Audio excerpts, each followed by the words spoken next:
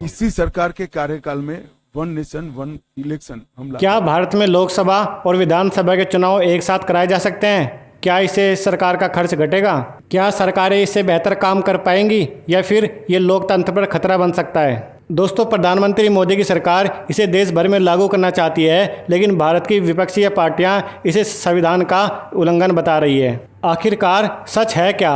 आज हम इसी पर चर्चा करेंगे, तो वीडियो को लास्ट तक जरूर देखिए और अपने विचार कमेंट बॉक्स में लिखकर हमें ज़रूर बताएं। वन नेशन वन इलेक्शन का आखिर मतलब क्या है? वन नेशन वन इलेक्शन का मतलब ये है कि पूरे देश भर में लोकसभा और राज्य की विधानसभाओं के इलेक्शन एक साथ कराना। इसका मतलब ये है कि हर 5 साल में सिर्फ एक बार ही चुनाव होंगे, ना कि अलग अलग राज्यों में हर साल चुनाव होंगे। इससे पहले सन 1952, 1957, 1962 और 1967 में पहले लोकसभा और विधानसभा के चुनाव देश भर में एक साथ ही होते थे। लेकिन सन 1967 के बाद राज्यों में सरकारें गिरने लगी और उसके बाद चुनाव देश भर में अलग अलग होने लगे। अब फिर से भारत सरकार देश भर में वही पुराना नियम लागू करना चाहती है। दोस्तों, अब आपके मन में सवाल होगा कि आखिरकार सरकार इसको लागू करना चाहती क्यों है? भारत सरकार का कहना है कि इससे हर साल हज़ारों करोड़ रुपए की बचत होगी, क्योंकि हर साल चुनाव में हज़ारों करोड़ रुपए खर्च होते हैं, जो कि एक साथ चुनाव करने से नहीं होंगे। सरकार को काम करने का मौका मिलेगा, क्योंकि हर साल चुनाव होने से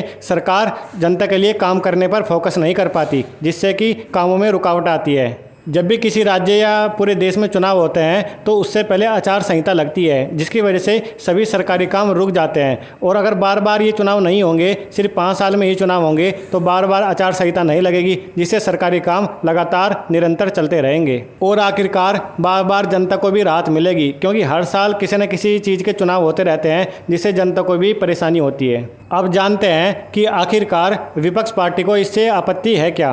भारत के जितने भी विपक्षी दल हैं वो सभी इसके खिलाफ है। आखिर क्यों? चलिए जानते हैं। विपक्षी पार्टियों का कहना है कि इसे करने के लिए संविधान में बदलाव करने पड़ेंगे, जो कि बहुत ही मुश्किल काम है। उनका ये भी कहना है कि इससे लोकतंत्र खतरे में आ जाएगा, क्योंकि अगर किसी राज्य में किसी वजह से सरकार गिर गई तो क्या वहाँ पर 5 साल तक चुनाव नहीं होंगे?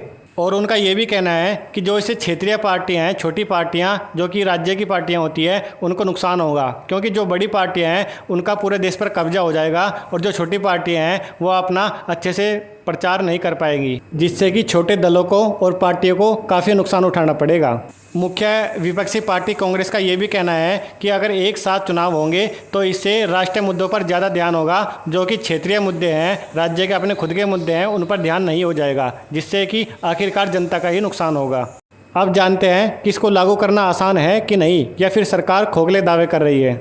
दोस्तों, अगर भारत सरकार सचमुच वन नेशन वन इलेक्शन को लागू करना चाहती है तो इसके लिए उन्हें संविधान के आर्टिकल 83, 85, 172, 174 और आर्टिकल 356 में संशोधन करने होंगे, जिसके लिए 2/3 बहुमत संसद और राज्य की सहमति भी जरूरी होगी। भारत सरकार ने 2 साल पहले श्री रामनाथ कोविंद जी की अध्यक्षता में एक कमेटी बनाई थी और उसने अपनी रिपोर्ट प्रधानमंत्री जी को सौंप दी है, लेकिन विपक्ष इसके लिए बिल्कुल भी तैयार नहीं है। तो दोस्तों, पूरे देश भर में वन नेशन वन इलेक्शन को लेकर बहस छिड़ी हुई है। कुछ लोग इसको बहुत अच्छा मानते हैं, लेकिन कुछ लोग इसको बहुत गलत और ये मानते हैं कि लोकतंत्र पर इसका बहुत बुरा असर पड़ेगा।